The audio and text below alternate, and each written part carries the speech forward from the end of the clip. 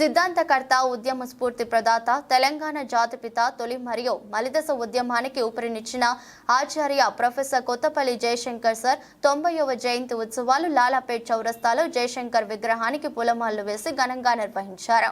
ఈ కార్యక్రమంలో పాల్గొన్న తెలంగాణ విశ్వబ్రాహ్మణ విశ్వకర్మ ఐక్య సంఘం రాష్ట్ర ప్రధాన కార్యదర్శి అనంతోజు బ్రహ్మచారి, రాష్ట్ర కోశాధికారి ఎర్రోజు రవి, రాష్ట్ర ఉపాధ్యక్షులు రుద్రోజు శివలింగాచారి, రాష్ట్ర మహిళా ఉపాధ్యక్షురాలు మేడోజు ఉమారాణి, చిలుపూరి వీరాచారి కార్యక్రమంలో పాల్గొన్నారు.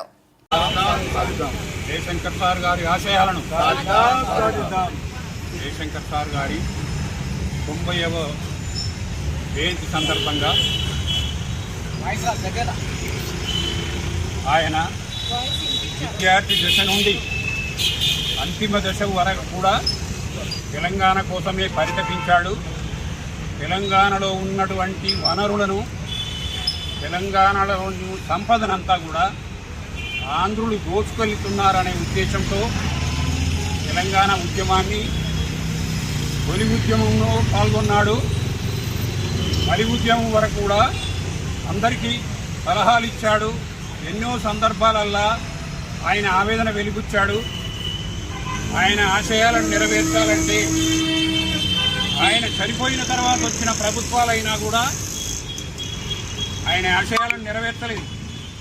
వచ్చిన ప్రభుత్వ అధినేతలు పూర్తిగా స్వార్థ బుద్ధితో రాజకీయంగా ఉంటేనే దోపిడికి బాట పడ్డట్టు ఉంటుందని ఇష్టం వచ్చినట్టు తెలంగాణ వనరులన్నీ దోచుకున్నారు.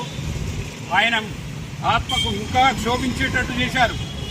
కాబట్టి ఇప్పుడు రాబోయే ప్రభుత్వాలు, ఇప్పుడు వచ్చిన ప్రభుత్వం కానీ రేపు జరగబోయే కార్యక్రమాలు కానీ ఆయన ఆశయ సాధన కోసం కట్టుబడి పనిచేయాలని ప్రతి ఒక్క తెలంగాణ వాదిని, అధికారంలో ఉన్నవారినైనా ప్రతిపక్షంలో ఉన్నవారినైనా ప్రజల్లో ఉన్న మంచి నాయకులైనా ఆయన ఆత్మ శాంతించే విధంగా, ఆయన ఆశయాలు సాధించే విధంగా తెలంగాణ ప్రజల బ్రతుకులను తీర్చిదిద్దాలని కోరుకుంటూ ప్రొఫెసర్ జయశంకర్ సార్ గారి ఆశయాలను మరొకసారి సాధిద్దామని శపథం చేద్దాం. జయశంకర్ సార్ ఆశయాలను, జయశంకర్ సార్ గారి ఆశయాలను